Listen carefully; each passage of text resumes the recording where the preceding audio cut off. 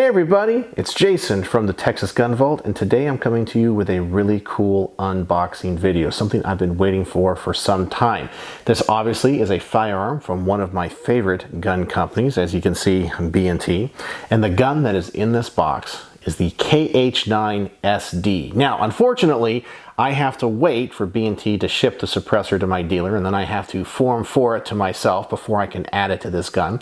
And I'm also going to have to fill out an ATF Form 1 so I can add a stock. So right now it is in the bare bones pistol configuration, but I've always wanted one of these ever since. They offered them a few years ago as kind of a very rare limited edition. I believe it was only 500 were made and imported to the US. I missed out. I should have bought one when I had the chance.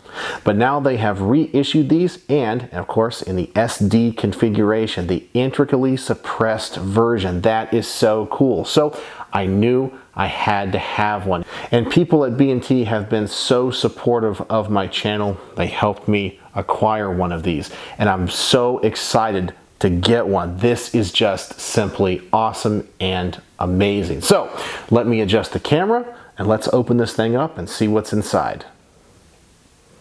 Alright, so here's the box. It's a standard B&T box, but they have added one thing that I really like, that they finally do put some type of stencil. So although it's not very high quality, it's just a basic painted on stencil. At least now you know what the box belongs to. It is branded. I like that. Alright, so let's open this thing up, and we get a lot of stuff in here. Looks like we get some backup iron sights. These are the traditional B&T polymer ones. I do like these. They are pretty nice. You do have a 30-round polymer magazine. This is standard with all B&T 9mm guns. Now, some people on my other B&T videos have complained about these, saying that they are low quality. Personally, I've never had a problem with any of my polymer B&T magazines. These things have always run flawlessly, and I want to believe that a high-quality gun company like B&T that shoots thousands and thousands of rounds to their guns would find out if their magazines are poor quality after all of the research and development that they do. Personally, I think these magazines are just fine. Then we get, I guess, a warning label about discharging firearms in a poorly ventilated area. Looks like we have a congratulations on your purchase card. I think we get some swag. We get 2 patches and a big old sticker. I like that.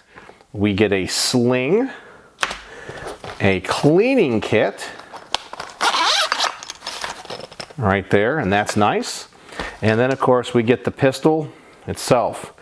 Now, as I mentioned, this is minus the suppressor, which would go into the handguard, and of course it does not have a stock because right now it is legally a pistol here in the United States.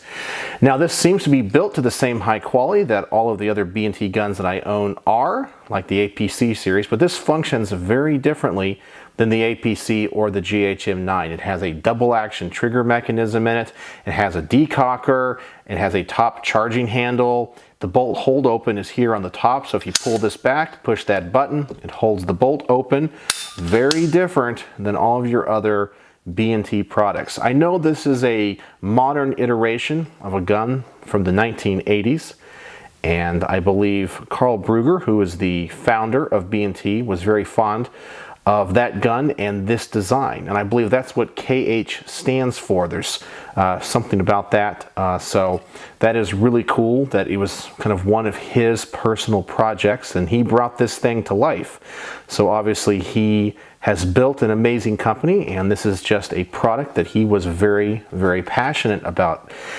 I know that a few years ago they brought in a special limited edition 500 of these, but it was not an SD version. They just had kind of a basic barrel that came out to here, and they finally released an integrally suppressed version, and that's what this is. So hopefully I'll be able to get the suppressor and the stock, get the Form 4 on the suppressor, the Form 1 on the gun, so it can be a rifle. And another interesting feature of this gun is it does have that decocker mechanism in it. So right now, if you look through this little hole, you don't see anything. And if I push down on this lever, it should decock the gun just like that. And you now see that it is green. And so now the trigger will be double action. It's a very interesting and very different design from B&T. Just really cool. And you guys know I am a collector of high quality guns, like from companies like B&T. And this is just another thing to add to the collection, but it's going to be a little bit of a project to get all the parts and really build it out like it's supposed to. So I'm really glad to have this in the collection, and I'm glad I was able to unbox it for you. So how cool is that? All right, so let me know if you have any questions, and do you guys own a KH9, whether it be the first run or one of these new ones? And what are you guys going to build it into? So let me know in the comments section below, and as always, thanks for watching.